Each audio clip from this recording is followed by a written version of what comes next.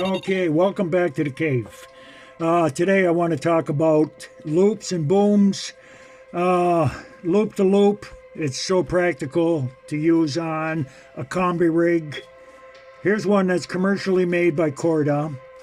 It's their Chlor hook. The line's doubled to make your loop, and it's just a little whipping knot on the end, opposite from the barb, and you can make your hair there. Now, you don't have to make your hair come out down there. You can tie a regular hair rig and have your hair come out at the back of your knot. That's fine, that'll work. Myself, I found through the years I do like it coming out opposite of your barb. So there you go. So here's one that's commercially made. Here's one I made myself. I've been making them myself like this for quite a few years now. So could you tell the difference? Well, it is a different style of hook. It's got a different kind of braid. As a matter of fact, this is used 50-pound Power Pro. I like using used Power Pro because it's a little more supple, it's a little more soft. So there you go. So let's tie one. I'll use the same Chlor hook as what the already made one is. I'll cut about a foot. This is used 50-pound Power Pro. Nice and supple, nice and soft. 50-pound Power Pro. It's got like a diameter of 8-pound mono equivalent. Good stuff. Good stuff. So we're going to start off by the whipping knot. I'll try to go slow so you can see what I'm doing. I've watched Danny Fairbrass tie this so many times during the old master class, and it was always a mystery to me until I practiced it 40-50 times and I got the hang of it. So start off with a loop, lay it against your shank, grab this end, go around once towards the bend, and don't pull too tight, because if you pull too tight, it'll make it go towards your finger and you won't have enough to work with. So you see I went once towards the bend. Now I'm going to make my wrap go towards my fingers now. And that's 3, 4, 5 is plenty. Pinch the little knot, pull your tag in, pull her tight. There's your whipping knot. Now you can adjust that anywhere you want.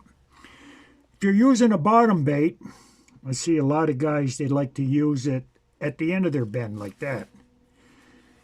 Myself, using wafters, most of the time, I like to keep it approximately opposite my barb.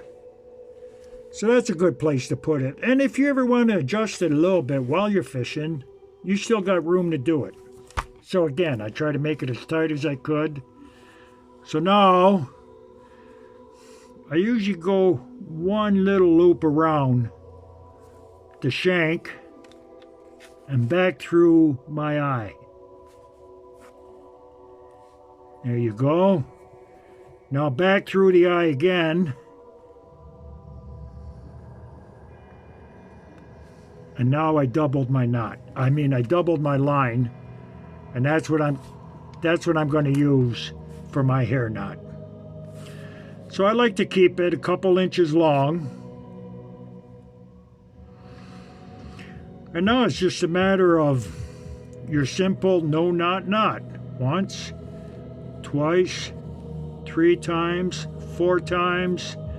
I don't like leaving my loop too long, just long enough so I can pass the hook through it. So that's 5 and that's 6. Yeah, that should be a nice little loop right there. So now I've got to come back through the eye.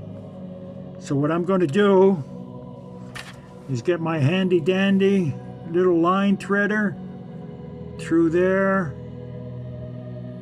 put my loop through it, back through the eye. There you go. So now I'm going to give it a good yank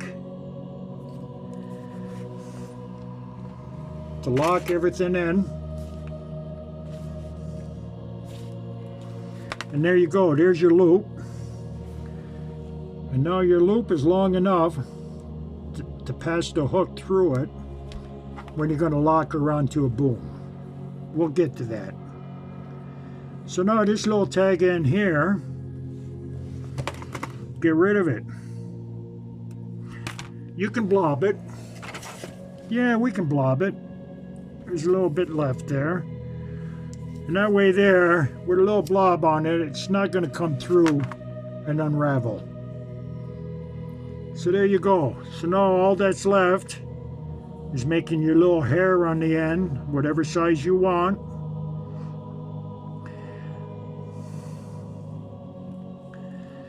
So again, I'm using my threading needles because that is a tiny little loop there.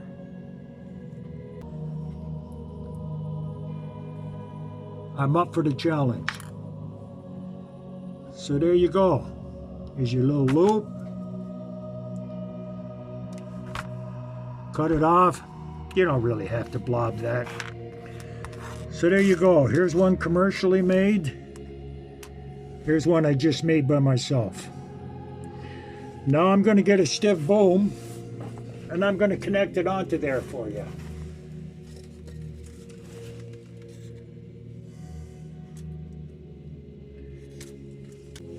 So here's one of my stiff booms. I made it out of Fox Rigidity. Now this one here, I crimped it. You can also tie an overhand knot on both ends, make the loops as big as you want, and yeah, it will work. I do like the crimps. The crimps are nice and neat, nice and easy. So this is what, like 6 inches? So now I'm going to take the little loop that I just made.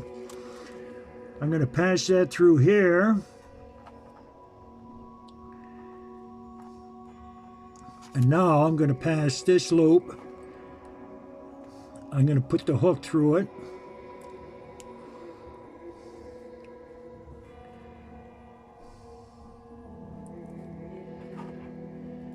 Tighten it up. And there you go. Now you've got yourself a combi link with a flexible end on it. Dynamite little rig. Works well with wafters, works well with pop-ups, works well with bottom baits. So, there you go. My loops to booms. So hopefully this is taking some of the mystery out of that for you. And hopefully you can work it in some of the rigs that you're making. I like making these little loops. I make them hundreds at a time. Every size hook. That's where it falls into tackle hoarding. That's another story. So, again, food for thought, bug in your ear, tight line to everybody, and hope you get lucky.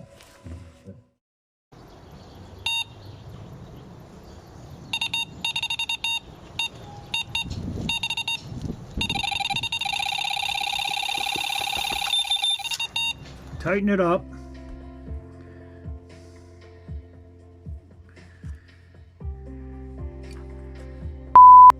Something happened there. Cut.